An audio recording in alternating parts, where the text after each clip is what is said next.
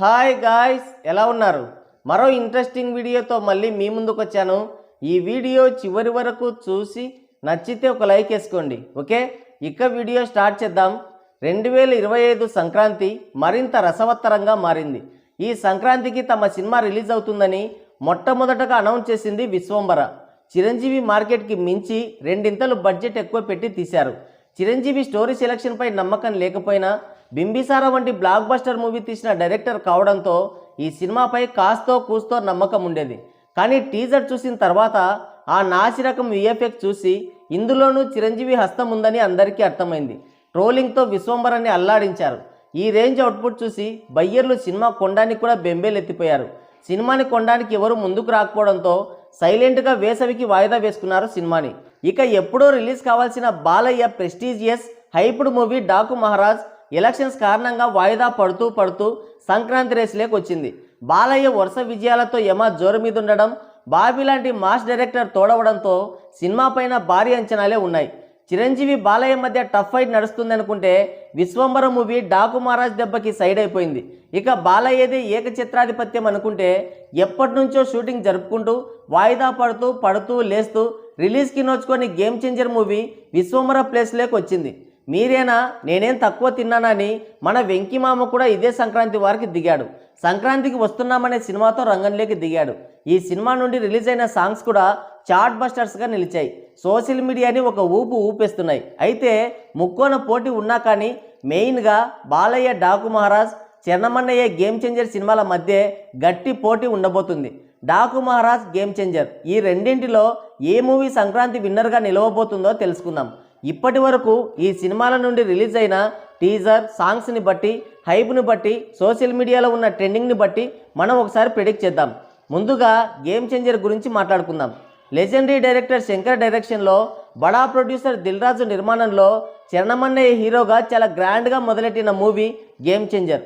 Indian 2 cinema విషయంలో Lyca productions వాళ్ళతో గొడవ పడి మధ్యలోనే వదిలేసి వచ్చి గేమ్ చేంజర్ని స్టార్ట్ చేశాడు శంకర్. రెగ్యులర్ షూటింగ్ కూడా జరిగింది. అయితే కమల్ హాసన్ శంకర్కి లైకా వాళ్ళకి సంధి కుదిర్చాడు. దాంతో వెంటనే ప్లేట్ తిప్పేసి చెన్నైకి చెక్కేశాడు శంకర్. మధ్యలో కంటి తుడుపుగా గేమ్ చేంజర్ని షూట్ చేశాడు. శంకర్తో పాటు చాలామంది డైరెక్టర్లు ఈ సినిమాని డైరెక్ట్ చేశారు. ఈ మధ్యలో చాలా జరిగాయి. షూటింగ్ బాగా డిలే అవ్వడం, చెన్నమన్నయ్య చేసిన ఆచార్య మూవీ అట్టర్ ఫ్లాప్ అవ్వడం, శంకరన్నయ్య ఏరికోరి తీసిన ఇండియన్ 2 భారీ డిజాస్టర్ అవ్వడం, ఇలాంటివన్నీ కలిసి గేమ్ చేంజర్ పైన బాగా ఎఫెక్ట్ పడేలా చేశాయి. అందుకే ఈ సినిమా పైన ఆడియన్స్లో ఎలాంటి హైపు లేదు, చివరికి మెగా ఫ్యాన్స్కి కూడా. ఈ సినిమా నుండి రిలీజ్ చేసిన 3 పాటలు కూడా ఆడియన్స్కి కనెక్ట్ అవ్వలేదు. ముందుగా రిలీజ్ చేసిన జరగండి అనే సాంగ్ ట్రోల్ మెటీరియల్గా మిగిలిపోయింది. ఇక మచ్చారా సాంగ్ కూడా, ఇక ఏదో రొమాంటిక్ సాంగ్ రిలీజ్ చేశారు, దాని పేరు కూడా తెలియదు. యూట్యూబ్లో వ్యూస్ బాగా వచ్చాయి కానీ ట్రెండింగ్లో లేవు. సోషల్ మీడియాలో వాటి జాడే లేదు. ఇక ప్రమోషనల్ కంటెంట్ కింద రిలీజ్ చేసిన టీజర్ మిక్స్డ్ రెస్పాన్స్ని దక్కించుకుంది. ఒకే ఒక్కడు, శివాజీ, బ్రూస్లీ, లీడర్ ఇలా చాలా సినిమాల్ని మిక్సీలో వేసి రుబ్బారని ఆడియన్స్ ఇట్టే కనిపెట్టేశారు. ఇక రీసెంట్గా ఓవర్సీస్లో ప్రీ బుకింగ్స్ ఓపెన్ చేశారు. మొదటి 24 గంటల్లో కేవలం 1000 టికెట్లు మాత్రమే సోల్డ్ అయ్యాయి. ఇప్పటికీ యావరేజ్గానే టికెట్లు సోల్డ్ అవుతున్నాయి. ఒక పాన్ ఇండియా సినిమా అన్న సందడే లేదు. 4 ఏళ్లుగా షూటింగ్ జరుగుతుండడంతో బడ్జెట్ తడిసి మోపెడైంది. దిల్ రాజే ప్రొడ్యూసర్, డిస్ట్రిబ్యూటర్ కాబట్టి బిజినెస్ విషయాలు చాలా మతలబ్ జరిగాయి. ఇప్పటికైతే అఫీషియల్ లెక్కల ప్రకారం వరల్డ్ వైడ్గా 260 కోట్లకు అమ్ముడుపోయింది గేమ్ చేంజర్. అంటే ఈ సినిమా హిట్ అవ్వాలంటే కనీసం 500 కోట్లకి పైగానే గ్రాస్ కలెక్షన్స్ రాబట్టాలి. అదైతే ఇప్పట్లో అయ్యే పని కాదు. పూర్తి పాజిటివ్ టాక్ వచ్చినా కొంతమేర నష్టం తప్పొచ్చు తప్ప అంతకు మించి ఒరిగేదేమంటూ ఉండదు. ఎందుకంటే తెలుగులో డాకు మహారాజ్తో గట్టి పోటీ ఉంది. ఇక మరోవైపు వెంకీ కూడా రేసులోనే ఉన్నాడు. ఈ సినిమాని తక్కువ అంచనా వేయడానికి వీల్లేదు. ఇక తమిళ్లో అజిత్తో గట్టి పోటీ ఉంది. అసలు అజిత్ సినిమాకి గేమ్ చేంజర్ పోటీనే కాదు, ఇక నార్త్లో ఈ సినిమాకి అసలు హైపే లేదు. ఈ సినిమా ఉందన్న విషయం కూడా ఎంతమందికి తెలుసో నాకు తెలీదు. పోనీ 2 రోజుల ముందుగా రిలీజ్ అయ్యి మంచి కలెక్షన్స్ రాబడదామనుకుంటే బెనిఫిట్ షోలు, టికెట్ హైక్స్ ఉండవని కరాఖండిగా చెప్పింది తెలంగాణ గవర్నమెంట్. సో గేమ్ చేంజర్కి అన్ని అడ్డంకులే. హిట్ అయ్యే ఛాన్సెస్ అయితే చాలా తక్కువ. గట్టిగా అడిగితే అసలు హిట్టే కాదు. ఇక బాలయ్య డాకు మహారాజ్ గురించి మాట్లాడుకుందాం.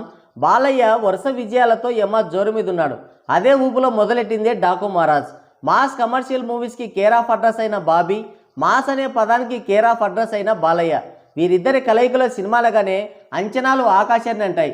డాకు మాన్సింగ్ అనే ఒక రియల్ క్యారెక్టర్ని బేస్ చేసుకొని దానికి మాస్ కమర్షియల్ అంశాలు జోడించి డాకు మహారాజ్గా తీశాడు బాబీ. ఇంతకు ముందే రిలీజ్ చేసిన గ్లిమ్స్ వీడియోతోనే సినిమా పైన అంచనాలు పెంచేశాడు. ఇక ఈ సినిమాని కూడా సంక్రాంతి రేసులోనే నిలబెట్టారు కాబట్టి ప్రమోషన్స్ కూడా స్టార్ట్ చేశారు. ప్రమోషనల్ కంటెంట్ కింద రిలీజ్ చేసిన టైటిల్ టీజర్ ఓ రేంజ్లో పేలింది. బాలయ్య ఇమేజ్కి తగ్గ మాస్ ఎలివేషన్లు, బాబీ మార్క్ టేకింగ్ స్పష్టంగా కనిపించింది. ఈ టీజర్ సినిమా పైన ఒక విధమైన ఇంట్రెస్ట్ని పెంచింది. ఇక మొన్న రిలీజ్ చేసిన టైటిల్ సాంగ్ అయితే రచ్చ రచ్చ చేసింది. తమన్ మార్క్ మ్యూజిక్ స్పష్టంగా కనిపించింది. ఈ ఒక్క సాంగ్తోనే డాకు మహారాజ్ క్యారెక్టర్ ఎలా ఉండబోతుందో క్లారిటీ ఇచ్చేశారు బాబీ. బాలయ్యని కళ్ళు చెదిరే ఎలివేషన్స్తో హైలైట్ చేసి ఫ్యాన్స్కి కావాల్సిన కిక్ ఇచ్చాడు. గాడ్ ఆఫ్ మాసెస్గా పిలుచుకునే ఫ్యాన్స్కి సింగిల్ ప్రోమోతోనే సినిమా ఎలా ఉండబోతుందో చూపించాడు. ఈ రేంజ్ ఎలివేషన్స్ ఉంటే చాలని ఫ్యాన్స్ ఉర్రూతలొగిపోతున్నారు.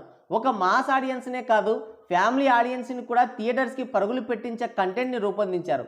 చిన్ని అంటూ సాగే సాంగ్ పోస్టర్ని చూస్తే ఇందులో ఫ్యామిలీ ఎమోషన్స్కి పెద్దపీట వేశారని ఇట్టే అర్థమవుతుంది. టైటిల్ టీజర్ సాంగ్స్తో పోస్టర్స్తో సినిమా పైన అంతకంతకు ఎక్స్పెక్టేషన్స్ పెంచేస్తున్నారు. ఈ సినిమాకి బడ్జెట్ చాలా తక్కువ. సినిమా బిజినెస్ కూడా 110 కోట్ల వరకు జరిగిందని సమాచారం. బాలయ్య ప్రస్తుతం ఉన్న ఫామ్ని బట్టి చూస్తే ఇదేం పెద్ద టార్గెట్ కాదు. రీజనల్ మూవీగా రిలీజ్ అవుతున్న పాన్ ఇండియా రేంజ్లోనే గట్టి సౌండ్ చేస్తుంది. పాజిటివ్ టాక్ పడిందంటే అల్ల కల్లోలమే. ఇక బాలయ్య సినిమాకి టికెట్ హైక్స్, బెనిఫిట్ షోస్ పెద్ద విషయం కాదు. అఖండ మూవీని 20 రూపాయలు 30 రూపాయల టికెట్తోనే రిలీజ్ చేసి బాక్స్ ఆఫీస్ని షేక్ చేసి పడేశాడు. అది బెనిఫిట్ షో లేకుండా. నందమూరి ఫ్యాన్ బేస్ అలాంటిది. కాబట్టి ఎటు చూసుకున్నా పాన్ ఇండియా గేమ్ చేంజర్ కంటే డాకు మహారాజ్కే ఎక్కువ సక్సెస్ రేట్ ఉంది.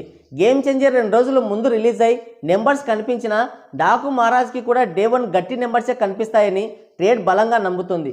సో ఓవరాల్గా ఈ సంక్రాంతికి డాకు మహారాజ్దే పైచేయి. మరి ఈ సంక్రాంతికి ఏ మూవీ విన్నర్గా నిలుస్తుందని మీరు అనుకుంటున్నారో మీ అమూల్యమైన అభిప్రాయాన్ని కింద కామెంట్ సెక్షన్లో కామెంట్ చేయండి. సో గాయ్స్, ఇది వీడియో. మరోసారి మరో ఇంట్రెస్టింగ్ వీడియోతో మళ్ళీ కలుద్దాం. Thank you. Take care. Bye bye.